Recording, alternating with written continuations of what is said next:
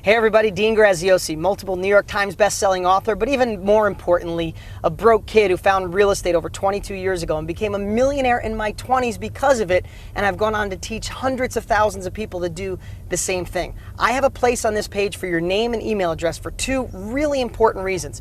One, I've created the best training I've ever put together in my life to show anyone how to take advantage of this down market and put money in your pocket. I don't care if you're broke and in debt and never thought about real estate, or you're an investor that wants to go the next level. You need to put your name and email address and be ready to be blown away. Secondly, just for entering your name and email address and watching my training videos, one of you is going to win one of my investment properties. $65,000 is what Zillow says it's worth. It's rehabbed and rented for $750 a month. Somebody's going to get the keys. No catch, no strings, no kidding. And lastly, I produced a video that shows my life, well, if I didn't do something different, if I didn't take action with real estate. I'd like to show you that right now. But at any time, put your name and email address, and I'll see you on the other side.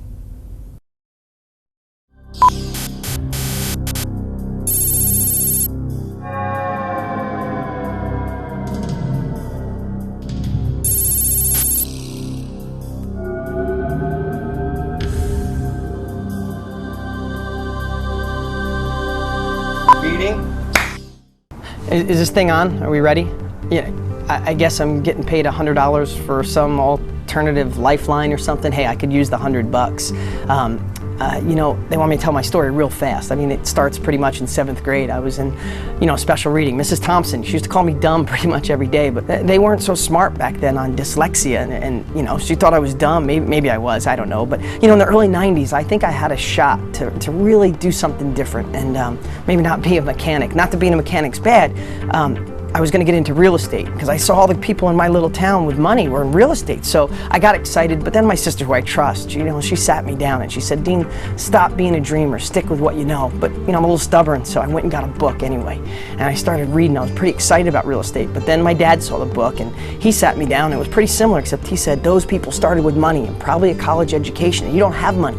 You can't do it. But I have to tell you, I was still a little bit on the fence, but then I saw all the news. We were in a down real estate market. I mean, you look at, I kept this through the years. This is an actual New York Times from the early 90s. It said, big slide in housing prices, latest worry on Wall Street. And they were all over the headlines. So that's when I decided to stick with what I knew. Life's not that bad.